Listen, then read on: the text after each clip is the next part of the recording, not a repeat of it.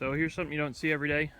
This is a factory Sears 48-inch York rake, which was manufactured by ARPS, A-R-P-S, which, if I'm not mistaken, has now been bought out by, I believe it's Ameriquip, which is still a domestic company, which is pretty cool.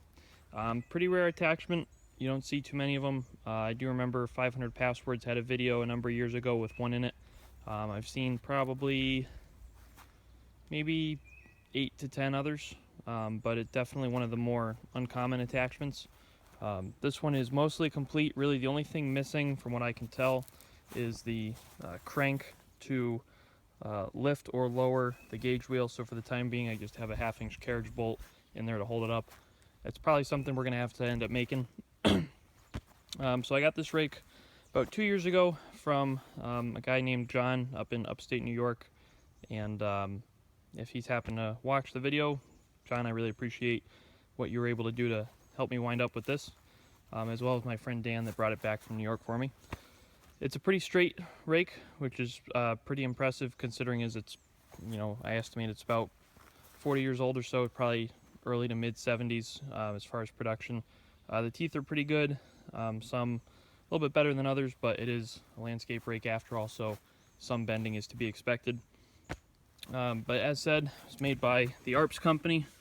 It's a model, let's see, what's that say? M22, and the serial is 2275. Just this past weekend in Pennsylvania, I picked up this piece here, which is basically what obviously allows it to attach to the 3-point. I picked that up off of Kyle Whitman, who we met up with in Pennsylvania Plow Day, so Kyle, thanks again for that. I had this main tube section here already, so now I have a spare, but I also did not have the pin here that allows you to pivot the blade, or the rake rather. And as you can see, you pull the pin out,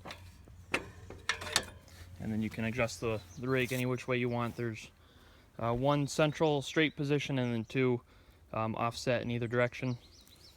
The wheel is removable should you choose to not want the wheel on there. This is really the first that I've had it hooked up because I didn't have the correct parts to do it before.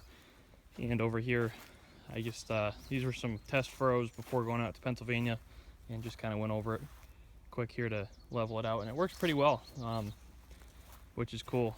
The other nice thing about it is, being that it's a 48-inch rake, it covers the back tires on the diesel here, so that's cool because most of the Suburban attachments are either 36 or 42 inches wide, which are not useless, but less effective, shall we say, when you have a 44-inch wide rear end.